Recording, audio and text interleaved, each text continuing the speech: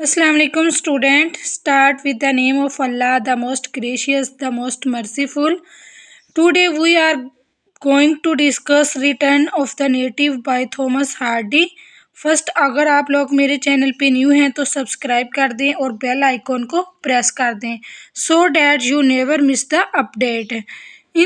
In this video we discuss the novel info, then we discuss the characters and finally we discuss the detailed summary of the novel. तो चले start करते हैं आज की novel जो कि है रिटर्न ऑफ द नेटिव्स के अबाउट.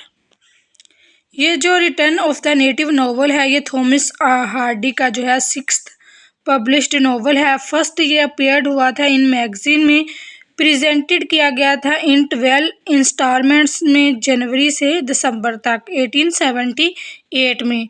और नोवेल को जो सेट किया गया है इसको एगडन हीथ जो एक जंगल है उसके अंदर इसकी जो है वो सेटिंग है. ये काफ़ी फेमस नोवेल है रिटर्न ऑफ द नेटिव. ये बहुत सारी यूनिवर्सिटीज़ में पढ़ाया जाता है. एग्ज़ाम पॉइंट ऑफ व्यू के हवाले से तो ये खासा इम्पोर्टेंट है. तो अब हम जो है करैक्टर डिस्कस कर लेते हैं वन बाय वन. जो मेन करैक्टर हैं वो हम इनको देखेंगे. डिकोडी है, ये रिडल मैन है जो कि गाड़ी को चलाता है जो जिसमें लोग सवार होते हैं जो जानवरों के साथ बांध कर चलाई जाती है. देन जो है वो है देन थॉमसन है, ये एक लड़की है. देन फिर इसके बाद नेक्स्ट पे जो है विलडेव है, ये जो है इनकीपर. विलडेव जो है वो इनकीपर है. फिर अस्टेशिया है, लिव विद ग्रैंडफादर, ये जो अपने हैं ग्रैंडफादर के साथ रहती है. मिस यू ब्राइंट है, ये मदर है ऑफ क्लाइम की. और ये थॉमसन जो लड़की है इसकी ऑन्ट है. देन हमारा जो है क्लाइम है, हीरो है जो नरेटर है, ये जो है पेरिस के अंदर डायमंड मर्चेंट का काम करता है. अब ये जो विलडेव है ये इनकीपर होता है. ये जो है ये शादी करना चाहता है यूस्टेशिया से जो कि एक खासी जो है मगरूर सी लड़की है. इसको गांव के अंदर विच भी कहा जाता है. अब हम डिटेल समरी देख लेते हैं, साथ साथ हमें पता चल जाएगा. तो नोवेल का जो आगाज़ है वो हार्डी एक जंगल से करता है जो इंतहाई दिलचस्प और तजस्सुस से बड़ा नोवेल है. इस जंगल का नाम एगडन हीथ है जो कि बरस से इस इलाके में मौजूद है. ये इंग्लैंड की जगह पे वहाँ पे इसकी सेटिंग है. ये कोई आम जंगल नहीं है बल्कि इस जंगल में इंसानों की आबादी भी है. हमें दिखाया जाता है कि एक सड़क जो है तवील फासले तक इस जंगल के अंदर जाती है. शाम का धुंधला हो रहा है. एक शख्स तन्हा जंगल की सड़क पर मुसलसल महुए सफ़र रवां दवां है.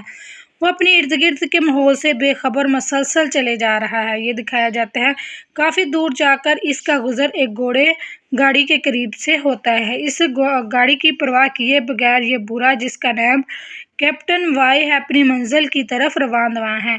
इस घोड़ा गाड़ी जिसको एक शख्स रिडलमैन चला रहा है में एक लड़की थी थॉमसन यू ब्राइट मौजूद है जो कि रेडलमैन को रास्ते में बेहोश मिली और वो इसे अपनी घोड़ा गाड़ी में डालकर इसके घर पहुंचाने के लिए जा रहा है.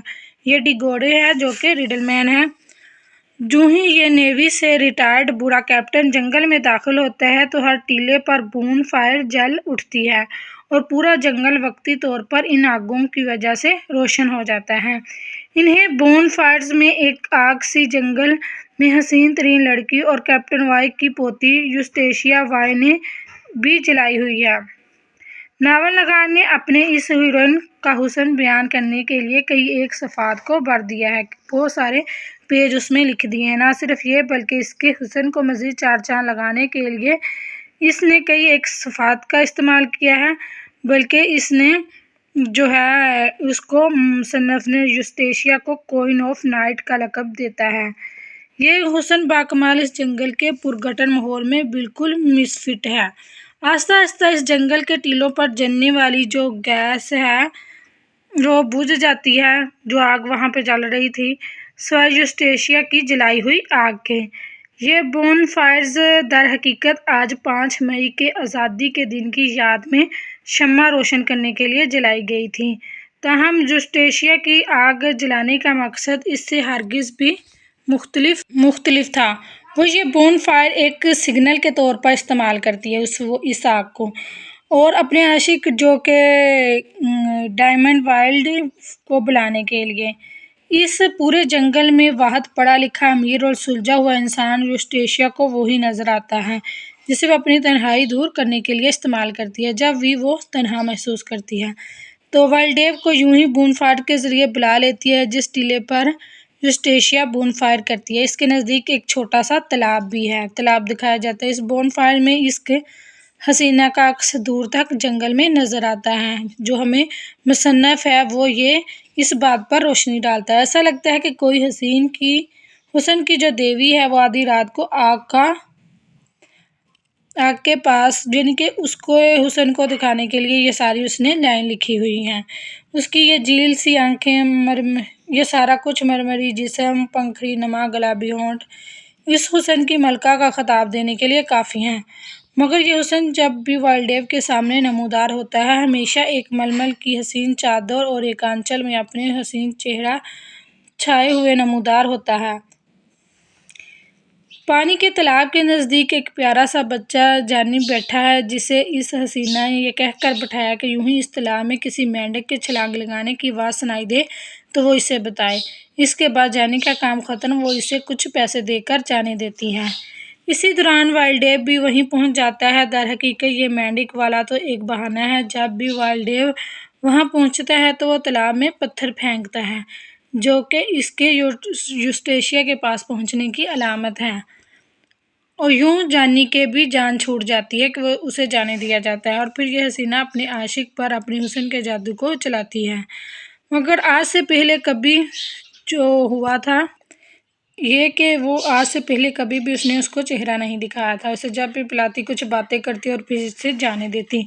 मगर आज वो वाइल्डेव को अपने करीब बुलाती और अपने हंसी चेहरे से आज पहली बार वो नकाब उतार देती है। वाइल्डेव ये मंजर देखकर दमे बखुद रह जाता है। यूस्टेशिया जो है वाइल्डेव से पूछती है कि बताओ आज तक अपनी ज़िंदगी में मुझ जैसी हसीन लड़की देखी है? तो वाइल्डेव नहीं में जवाब देता है।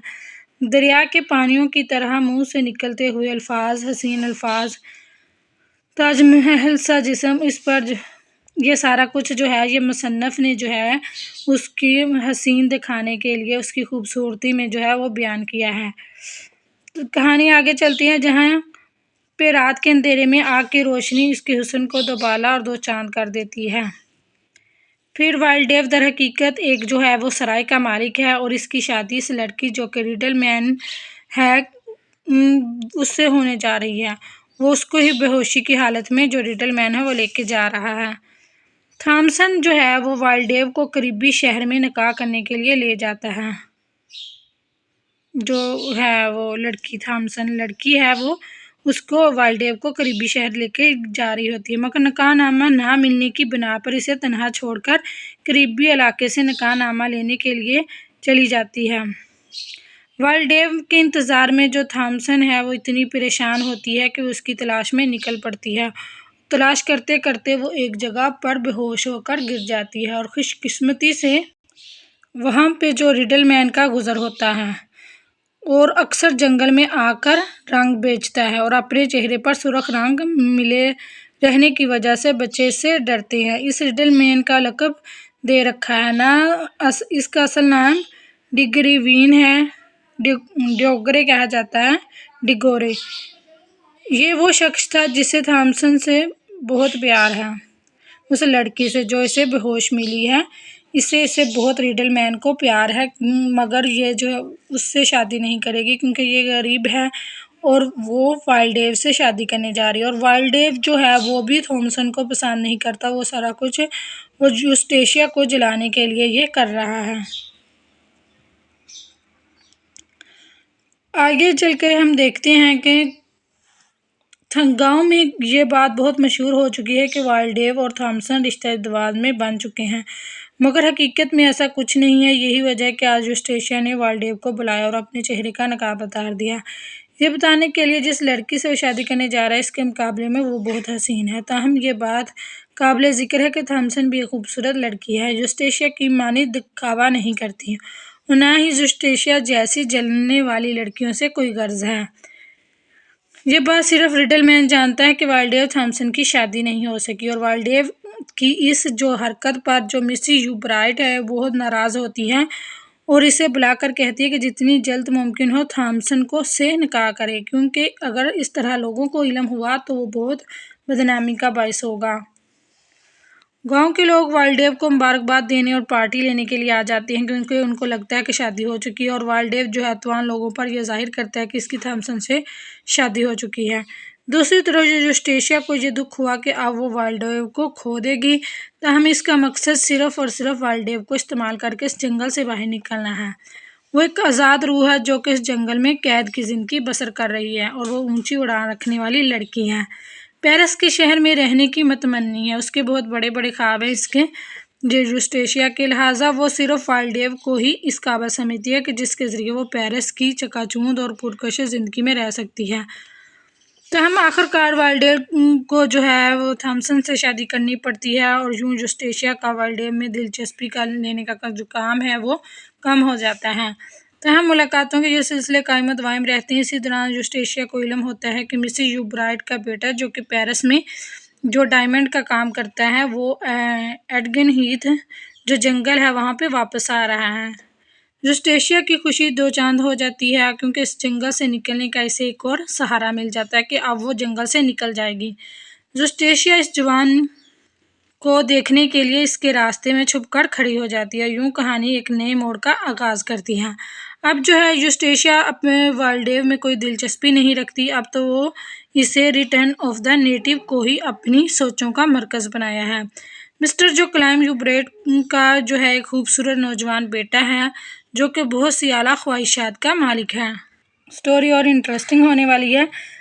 क्लाइम जो है वो गांव में अपनी आमद पर लोगों को एक पार्टी का एहतमाम करता है, वो एक पार्टी देता है। इस पार्टी में कुछ ड्रामा करने वाले लोगों को भी बुलाया जाता है। यूस्टेशिया जो है वो इन अदाकारों में से एक लड़के को पैसे देकर खुद लड़के का रूप बदलकर ड्रामे में शिरकत करती है, मगर वापसी पर जूं ही वो जाने लगती है क्लाइम इसके कंधे पर हाथ रख देता है और कहता है कि आप लड़की होने के बावजूद लड़के का रूप धार कर क्यों यहाँ आई हैं। उसको ये पता चल जाता है कि ये लड़की है।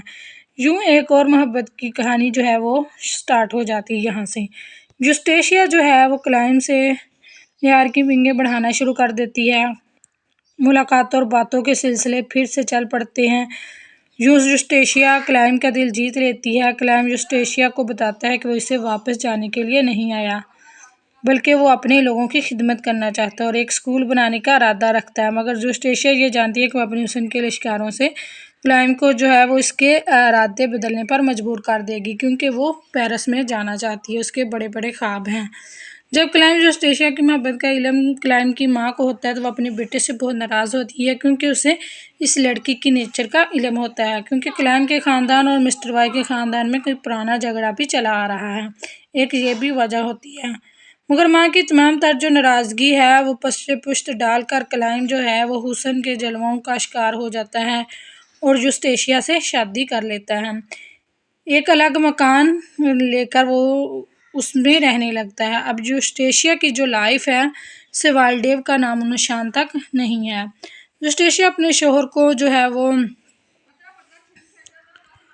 वहाँ बाहर लेके जाना चाहती है, वो यहाँ पे नहीं रहना चाहती, क्योंकि उसके ख्वाब तो और हैं यूस्टेशिया के।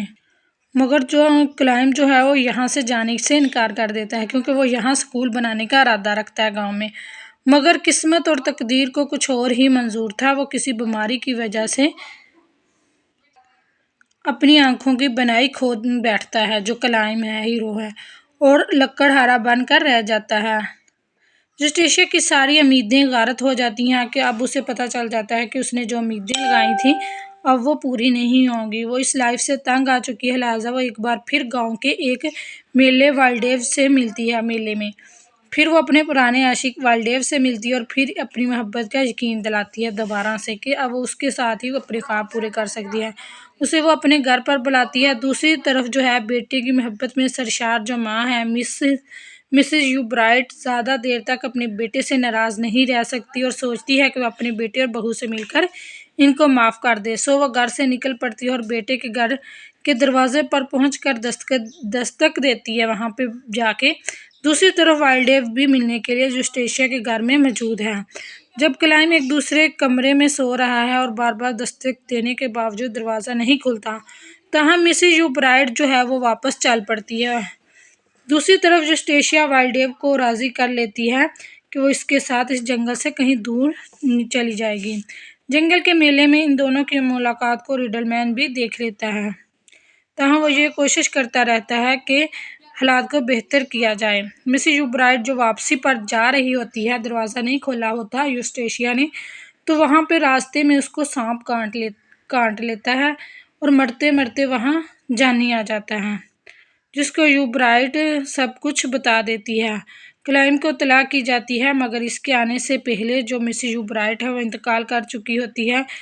क्लाइम को अपनी माँ की मौत का बहुत दुख है। जब इसे सारी कहानी का पता चलता है कि वो जुस्टेशिया को अपनी माँ की मौत का जिम्मेदार वो करार देता है। जुस्टेशिया जो है क्लाइम से लड़कर अपनी जो दादा है कैप्टन वाई के घर चली जाती है, जहाँ वो काफ़ी अरसा बहुत ज़्यादा परेशानी का शिकार रहती है। क्लाइम को एहसास होता है कि जो भी हुआ वो कुदरत के को ही ऐसे ही मंजूर था, लिहाजा वो जुस्टेशिया को ख़त लिखता है कि वो इसे माफ़ करता है और वो वापस आ जाए। लेकिन बदकिस्मती से वो जो ख़त है जुस्टेशिया तक नहीं पहुंच पाता।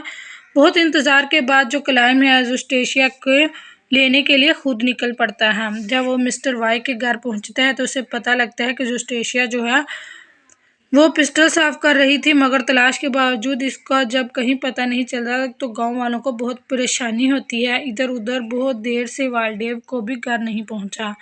इस सारे अरसे में वाइल्डेव के यहाँ एक बच्ची पैदा होती है। वाइल्डेव थॉमसन को वो अहमियत नहीं दे पाता जो कि एक बीवी को मिलनी चाहिए, क्योंकि उसका ध्यान तो जुस्टेशिया की तरफ है।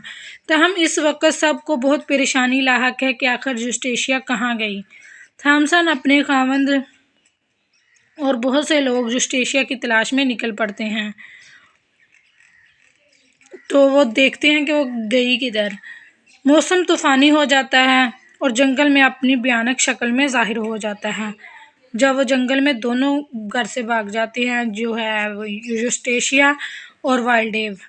हर तरफ बदतरीन तूफ़ान चल रहा है। थॉमसन अपनी जो है नन्ही बच्ची को उठाए और तूफ़ान में वाइल्डेव को ढूंढ रही है। इसी दौरान जो रिडलमैन से उसकी मुलाकात होती है, थॉम्स तो इसे यकीन दिलाता है कि वो सब गांव वाले वाइल्डेव को ढूंढ रहे हैं और ये कि वो घर चली जाए, क्योंकि यूं तो इसकी जो बच्ची है वो बीमार हो जाएगी।